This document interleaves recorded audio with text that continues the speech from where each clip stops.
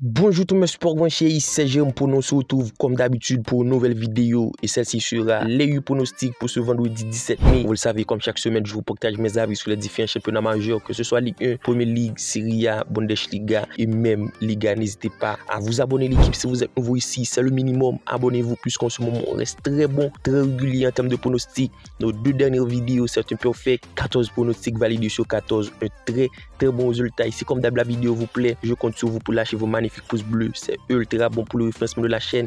Un petit commentaire, c'est tout bénéfique l'équipe, n'hésitez pas à le faire. Je vous invite comme d'hab à rejoindre le Telegram de Jérôme Pono. Pourquoi? Parce que c'est un groupe gratuit, un groupe dans lequel je vous propose mes pronostics, mes avis du jour, tout est gratuit l'équipe, n'hésitez pas à le faire. Comme vous pouvez le constater à l'écran, il y a le petit bilan de ce qu'on a proposé la semaine passée et surtout en cours de semaine. Donc c'est en un clic, le lien pour se faire se trouve dans la description.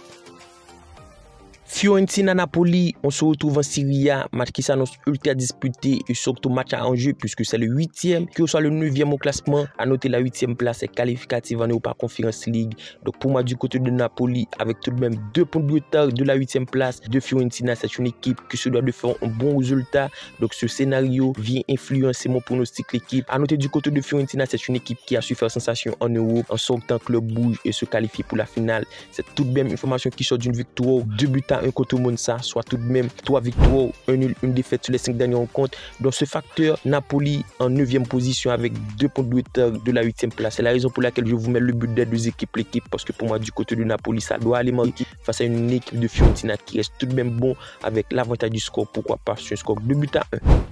On se retrouve en championnat de Finlande, le match qui oppose AJK VPS. À noter, c'est le 2e, que soit le 1er au classement. Match qui tout de même s'annonce ultra disputé en ce début de saison du côté de Finlande. Donc les cotes restent plutôt intéressantes. AJK 1.80, le nul à 3.60 et la victoire de VPS à 3.60. Donc du côté de AJK, c'est une équipe qui a l'habitude de terminer premier. Et pour moi, à domicile, c'est le moment de prendre la première passe face à cette équipe de VPS. Même si la dynamique reste plutôt bon, mais au niveau de l'état de forme, ça sort d'une défaite. 2 buts à 1 contre Cubs. Et pour moi, face à cette équipe de AJK à domicile, qui a l'habitude et qui reste invaincue sur les 5 dernières rencontres pour 2 victoires, 3 matchs nuls, la double chance est évidente. Même si la cote reste plutôt faible, mais je vous le conseille vivement l'équipe.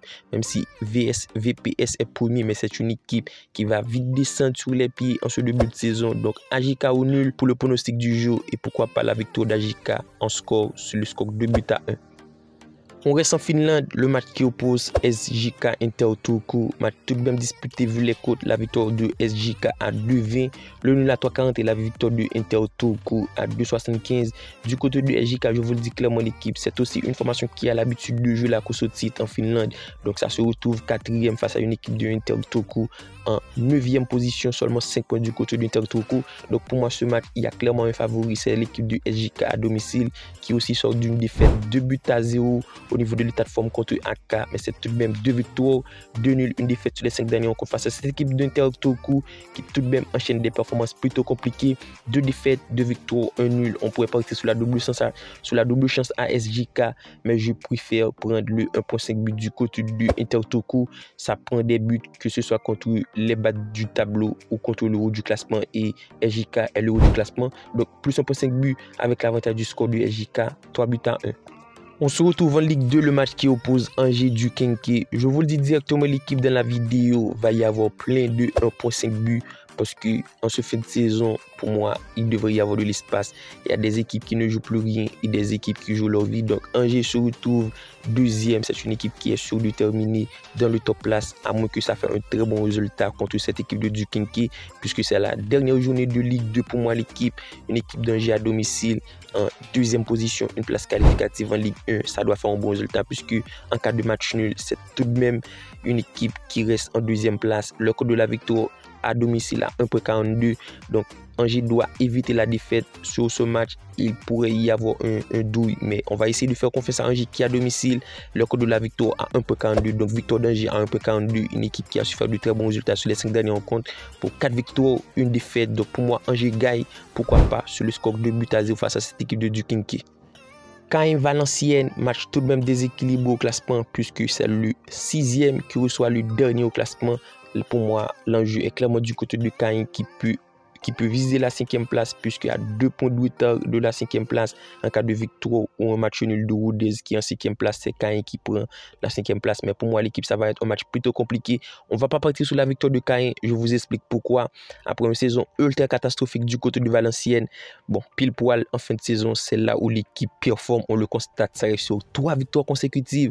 Et pour moi, face à cette équipe de Caen qui, même si dans l'obligation de faire un bon résultat, qui même si à domicile, le code de la victoire est tout de même ultrament faible à 1.36. Donc on va pas se mouiller là-dessus. Je vais vous mettre de préférence le 1.5 but parce que pour moi, il peut y avoir au minimum 2 buts. Un Valenciennes qui fait les matchs de sa vie en cette fin de saison et qui est bon dernier, donc qui est sûr de terminer en national. Donc on va partir sur le 1.5 but avec tout de même l'avantage du score. Cette équipe de Caen à domicile, 2-1.